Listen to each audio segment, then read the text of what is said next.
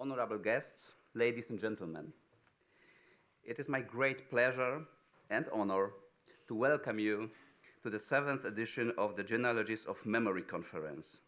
I would like to extend a warm welcome to our guests from outside Warsaw, many of whom traveled far to be with us today.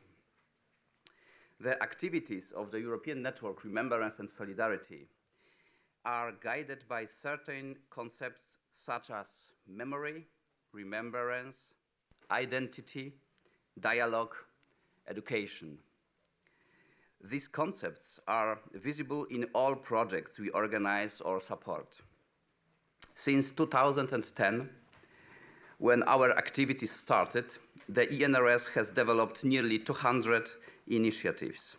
They include annual academic and networking events, as well as diverse range of culture projects and educational campaigns.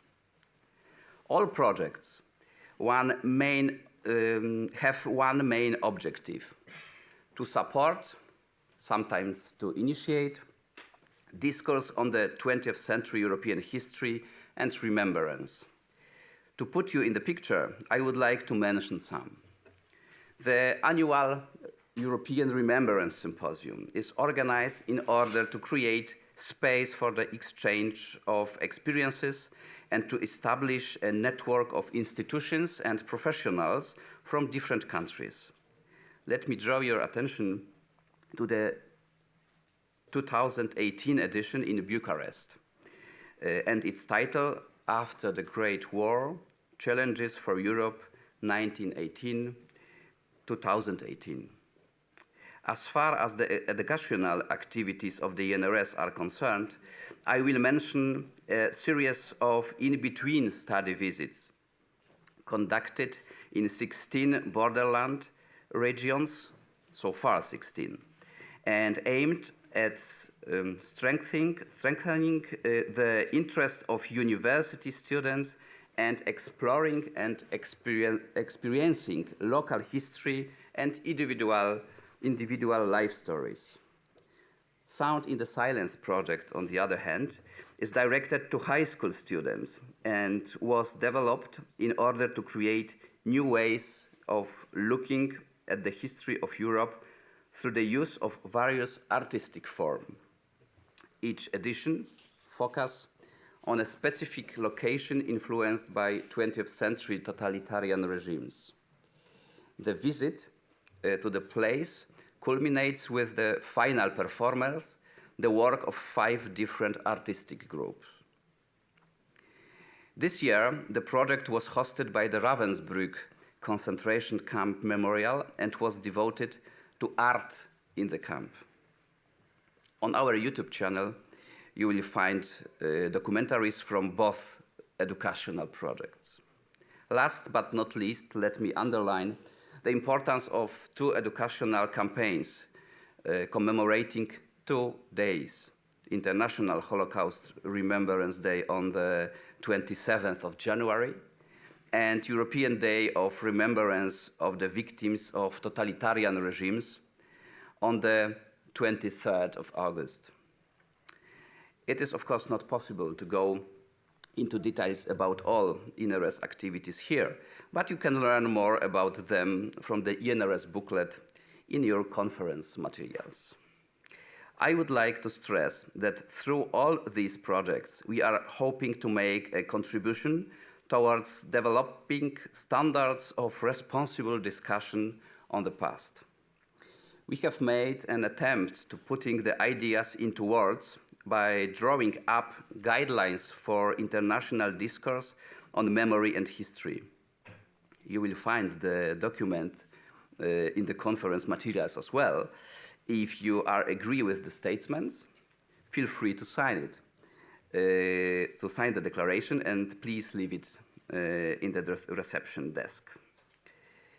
Genealogies of Memory in Central and Eastern Europe, launched in 2011 under the supervision of Dr. Małgorzata Pakier and Dr. Joanna Wawrzyniak, was one of the first initiatives of European Network Remembrance and Solidarity. It was of great importance to us to start our activities in the field of policies of memory with the methodological reflection. Our main goal was, and still is today, to encourage an honest and critical reflection on the issues related to the 20th century history and social memory in Central and Eastern Europe, and to promote this region's study of memory among the broader international academic community. Here we are, scholars and practitioners representing more than 60 universities, research centers and institutions from more than 20 European countries, and even from outside of Europe. It makes me very proud that this conference has become an annual event and a reference point for many when it comes to discussing recent developments in international research on social and cultural memory. Dr. Joanna Wawrzyniak will tell you in a moment about the main idea behind the project and about past editions. This year, Genealogies of Memory will focus on the dynamic and multifaceted relations between history, image, and remembrance. The idea to reflect on signs and images in the context of building historical narratives was developed by Professor Piotr Juszkiewicz, whom I owe my sincere word of gratitude. Professor Juszkiewicz will elaborate on this edition's idea later on.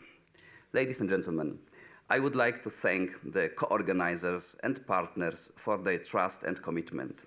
It has been an honor to work with such prominent individuals and institutions. Mr. Juliusz Szymczak-Gałkowski, the director of the Department of International Cooperation in the Ministry of Science and Higher Education of the Republic of Poland, the financial partner of the conference. Professor Michaela Marek and the Department of Art and Visual History at the Humboldt University in Berlin. Professor Piotr Juszkiewicz from the Institute of Art History and Professor Kazimierz Ilski from the History Department at Adam Mickiewicz University in Poznań. Dr. Joanna Wawrzyniak and the Social Memory Laboratory at the Institute of Sociology, University Warsaw. Professor Wojciech Bałus and the Committee on Art Studies of the Polish Academy of Sciences. And last but not least, Professor Wojciech Włodarczyk and the Faculty of Management of Visual Culture of the Academy of Fine Arts in Warsaw, hosting us today on its premises. I would like to acknowledge the contribution and dedication of the conference organizing committee. Professor Mariusz Bryl, Professor Stanisław Czekalski, Professor Michał Hake, Professor Łukasz Kiepuszewski, Professor Csaba Kisz, Professor Dorota Malczewska-Pawelec, Professor Piotr Witek, Professor Tadeusz Żuchowski i Dr. Jakub Dąbrowski, and of course the colleagues from the INRS Secretariat, Dr. Małgorzata Pakier, Beata Drzazga, Weronika Kan, Marek Dąbkowski i Antoni Zakrzewski. Finally, I would like to thank ministries financing the activities of the INRS. Ministry of Culture and National Heritage of the Republic of Poland, Federal Government Commissioner for Culture and the Media in Germany, Ministry of Human Capacities of Hungary, Ministry of Culture of the Slovak Republic, and Ministry of Culture and National Identity of Romania. Thank you very much for your attention and for being with us today.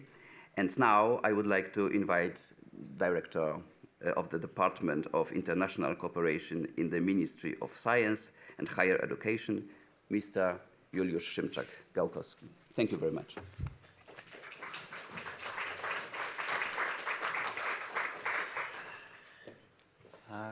Thank you.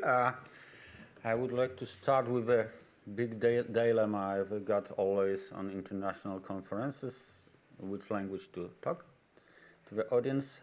I'm sorry, but I'm a representative of Polish administration, so I will speak in Polish. I promise it will be very, very short speak. Niemniej zacząć muszę od I need to begin with a brief but very important laudatory address addressed to our hosts, the organizers, the European Network of Remembrance and Solidarity, which is the fundamental element of our cooperation. I'll just speak about learning. The humanities and the social sciences have a number of objectives. First of all, we need to learn about the reality around us, but there's also a social mission, and I think this network does a great job. It creates foundations for educating young people. If we don't do this, or without this, we shall be nothing if we neglect, if we forget about this, and we appreciate this very much. Therefore, it was obvious that we would be involved in financing this conference to our modest capacities. Thank you very much, and we hope to be involved in your further projects. That was the brief word of praise. The second element, which I would also like to stress, and has to do with the considerable effort that we're facing here in Central Europe, the problem we have with the image of our past. Anybody who reads the papers knows that this does involve an effort, that there is a problem. Now we can quarrel, or we can fight, or we can debate. Thanks to conferences like this, debates are possible, and we do not fight. So here there's a methodology in play, a methodology of thinking and action. The image, which is something that's close to my heart. I have a background in art history and art criticism, so the image is something that I'm familiar with.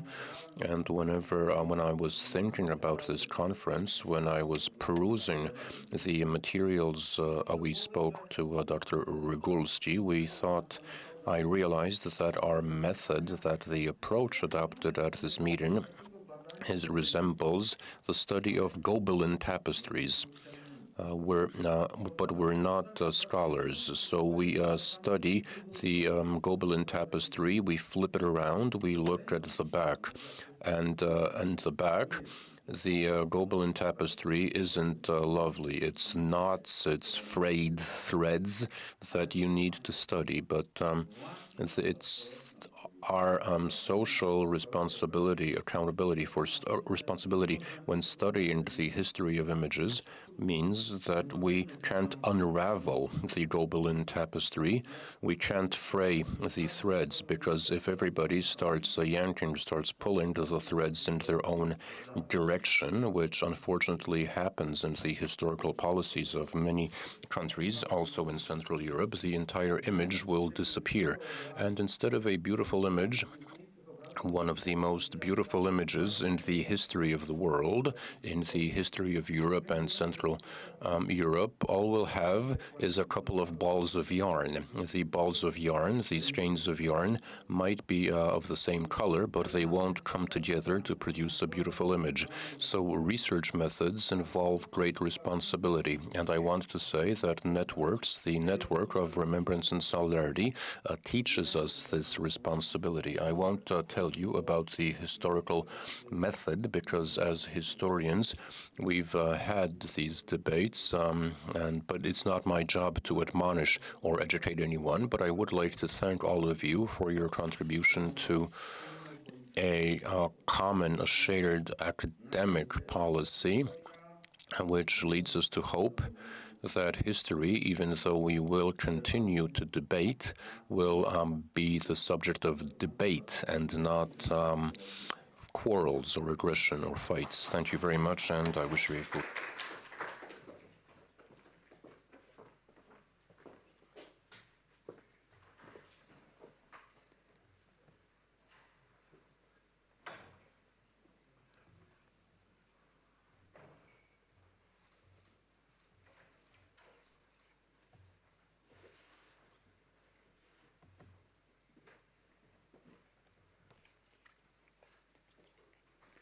Good morning, everyone. My task is to shortly explain a larger frame of today's conference, which is the Genealogies of Memory program.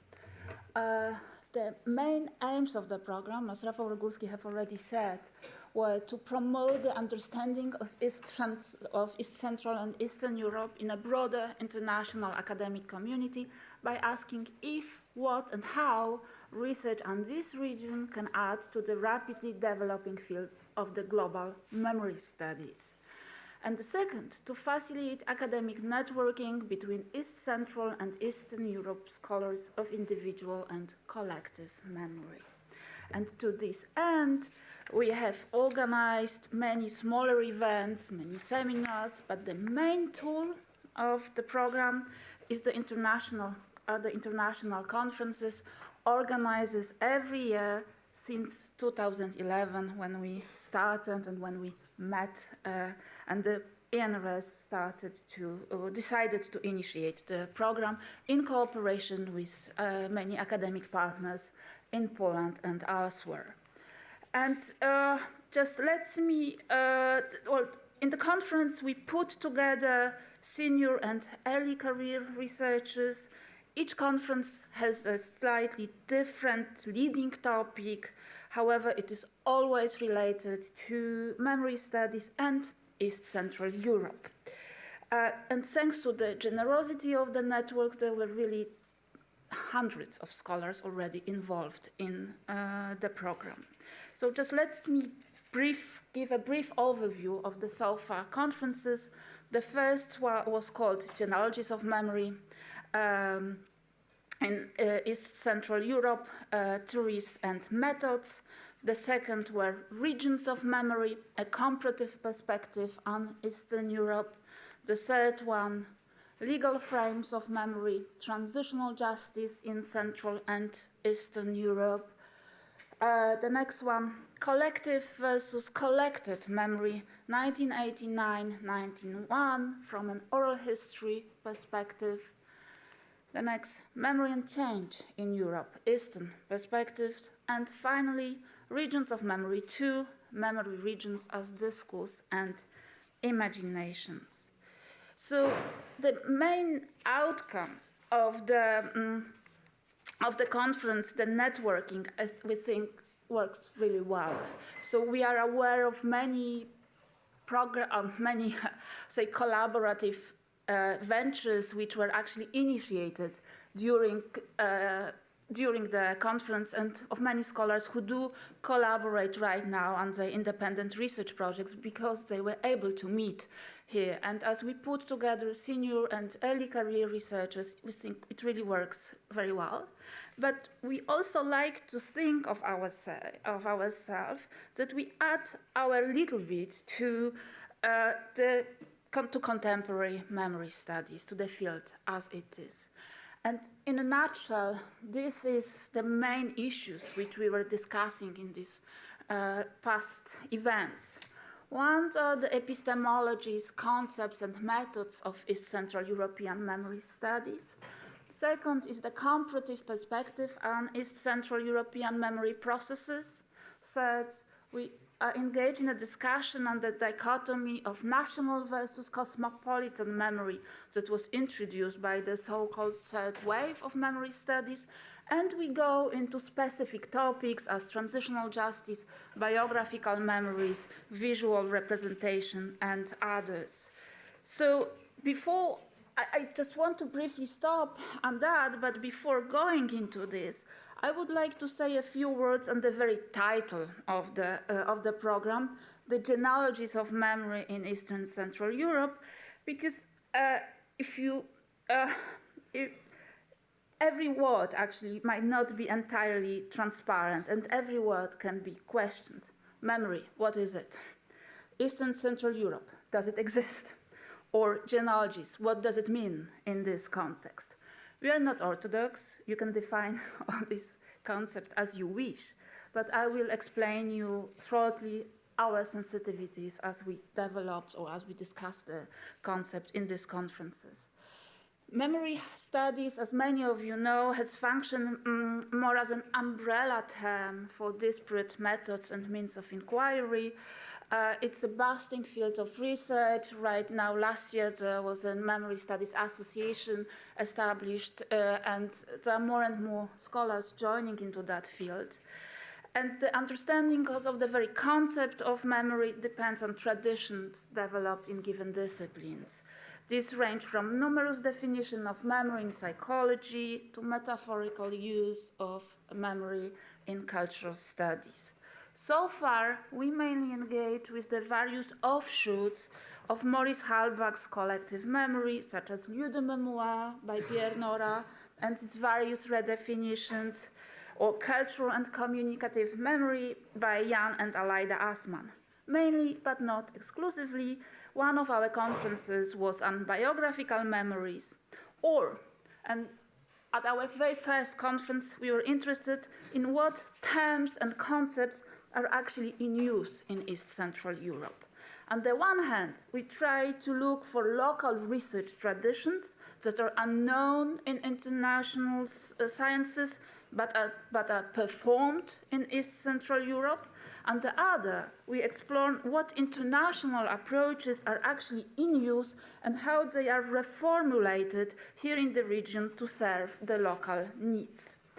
Now on the concept of Eastern Central Europe, or East Central Europe, as you wish, does it really exist, or is it just an imagined geographical category, as many scholars argued? In this case, we are very pragmatic. We use the category of Eastern or East Central Europe to refer to the half of the continent that in the 20th century experienced double totalitarianism, wars, and decades of Soviet dependency. The defining historical feature of the regions from this perspective were experience of mass-scale violence, the encounters of Nazism and communism from both victim and perpetrator perspective, the region's ethnic, linguistic, cultural, and religious heterogeneity, and finally, shifts of the borders, dramatic and mass-scale changes to geopolitical and institutional and social structures. However, even pointing out certain historical specificities of East Central Europe, we do not intend to claim the region's exceptionality, nor to tailor an approach suitable only for this region. Instead, we hope that some of our conferences serve as a meeting point with regional memory research elsewhere, especially in those regions with long-term experience of mass violence, fragmentation, and diversity, such as Latin America, South Africa, the Middle East, or East Asia. And in the past conferences, we did have speakers from there, and right now we put a volume which tries to comparatively look on these different regions from the perspective of memory. By working with region category, we aim to challenge also the dichotomy of national versus cosmopolitan memory that was introduced by the so-called third wave of memory studies. The conceptual leap from national to transnational leaves behind the question of difference and specificity in diverse parts of the globe. In terms such as multi-directional memory, traveling memory, or memory unbound, the stress is more on the fact of movement than on its directionality or limitation. In our work, we propose a shift of perspective from uniform notions of global or cosmopolitan memory to plural, area-based regions of supranational memory in which common historical experiences and horizons of expectation inform the perceptions and representations of the past. So this is a very broad agenda, but within that, we do discuss very specific topics, and some of our conferences are much narrower topics. So there was one on transitional justice. There was, as I said, there was one on biographical memories from discussing the 1989-91 from that perspective. And today we are going to discuss images from the memory perspective. And this is the very moment when I should give the floor to the true organizer of today's event, Professor Piotr Juszkiewicz. But before I do that, I should thank everyone, and it's just impossible to name all the institutions and all the scholars who were already involved in the program, but one person needs to be mentioned. It's my colleague, Małgorzata Pakier, who works now in European Network of Remembrance and Solidarity, with whom we conceptualized that program from the very, very beginning. She also worked hard at this very conference, but she gave birth to her son yesterday, so that's why she's not with us today. Thank you very much.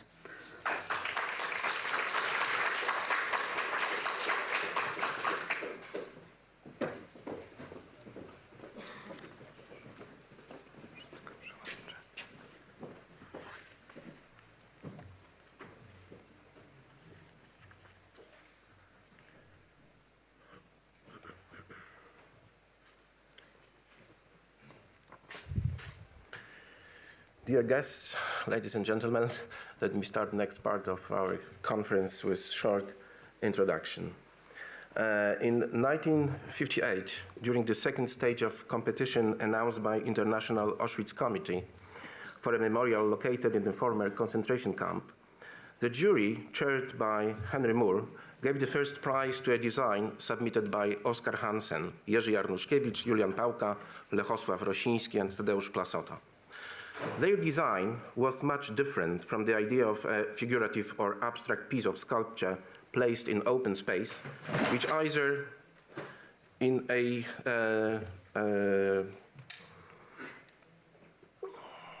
narrative manner or by expressive form would activate, articulate, and support the remembrance of the war atrocities. Oskar Hansen's team proposed a memorial that abandoned the concept of a vertical monument connecting the object of commemoration with universal temporality. The road memorial, as their proposal was called, replaced the usual vertical form with a horizontal dimension of human experience and memory. Its main part was a concrete surface unfolded as a wide road which was to run diagonally across the area of the camp, regardless of the logic of its former functional arrangement, absorbing the remains of the barracks and latrines.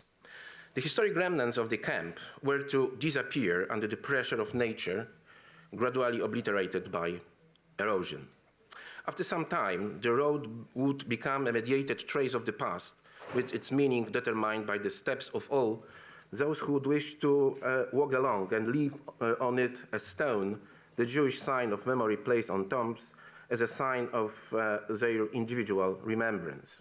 Thus, the road memorial would function as a social and individual process of remembering, in which the commemorated reality vanishes irrevocably, always mediated, but at the same time lasts in a unique form of the effort of remembering, the ritual of memory, where the bygone reality is replaced with a completely different materiality and different activity, in fact directed to the future, which would be still impossible without understanding the past.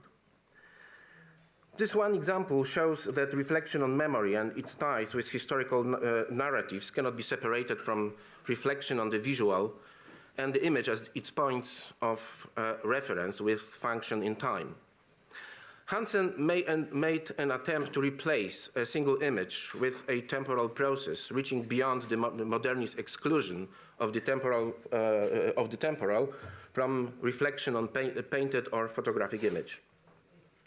Proposing as the topic of our conference ties connecting image, memory, and history, or perhaps historiography, we wanted to address precisely that temporal aspect of the image without reducing it to a neutral trace of the past, a mnemotechnical support of memory, a mute and immobile testimony of past events arranged in a narrative frame of history.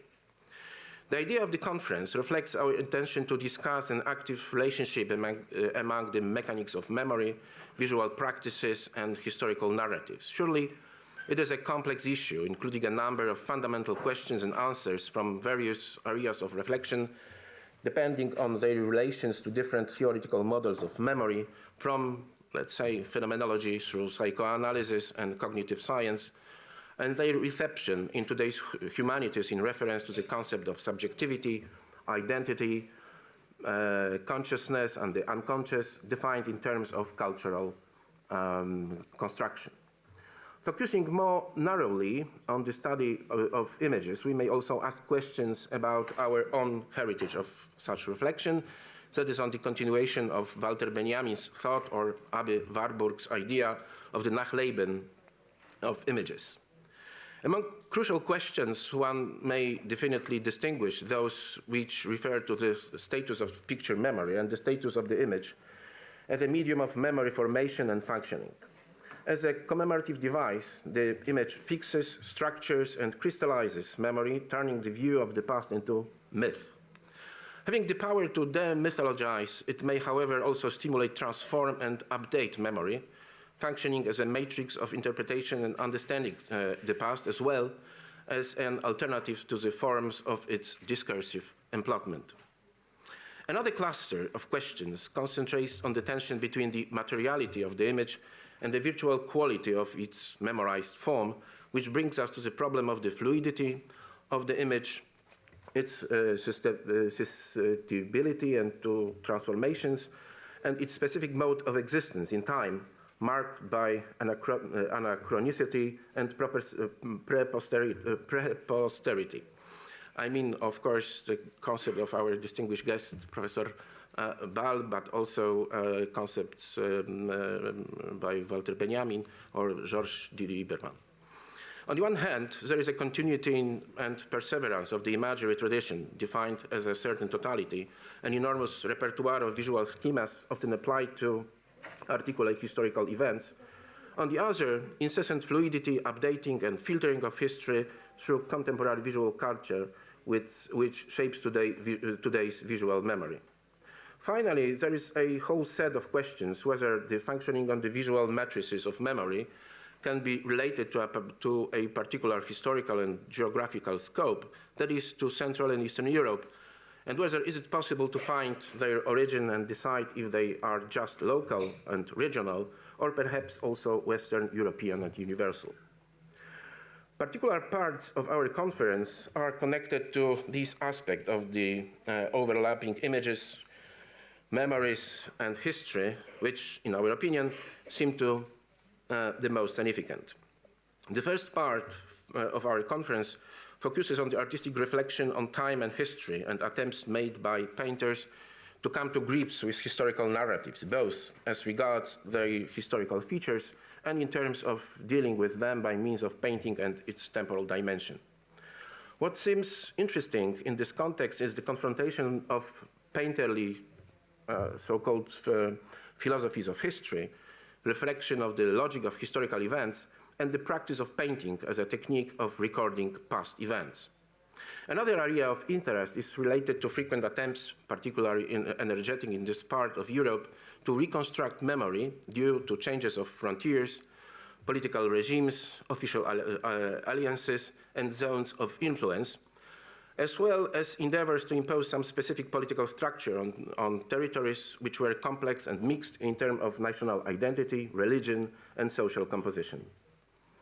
In this respect, the function of art and intervention through imagery seems particularly interesting at every level of the social functioning of the image, also under censorship and against the erasure of memory, which has been declared undesirable and hence banned.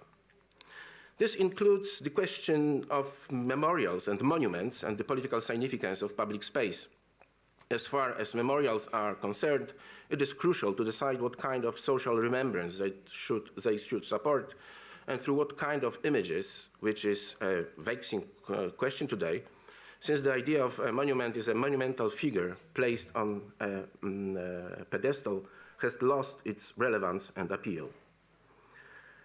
Therefore, the next set of topics is connected to popular culture and film as particularly effective visual modes of storing and modeling memory, and their confrontation with historical narratives. Press photography, digital storage of billions of ready-made pictures, popular TV serials and blockbuster movies are the area of incessant production of images which exert an unprecedented pressure on the formation of historical memory.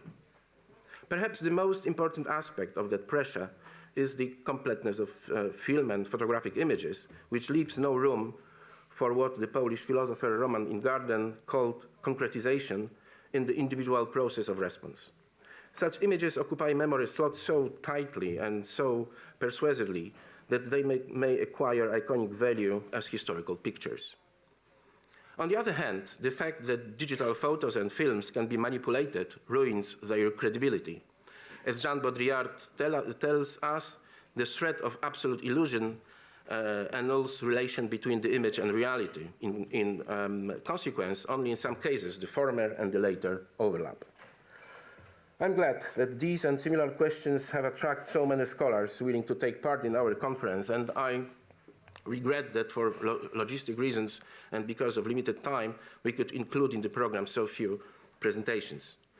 And I want, of course, to thank all our special guests, outstanding scholars who have agreed to share with us their experience and expertise. Last but not least, I'm sure that we will have many interesting and inspiring discussions to keep in our memory. Thank you very much for your attention. And let me invite Professor Anna Markowska from Wrocław University, who will chair the first part of our session.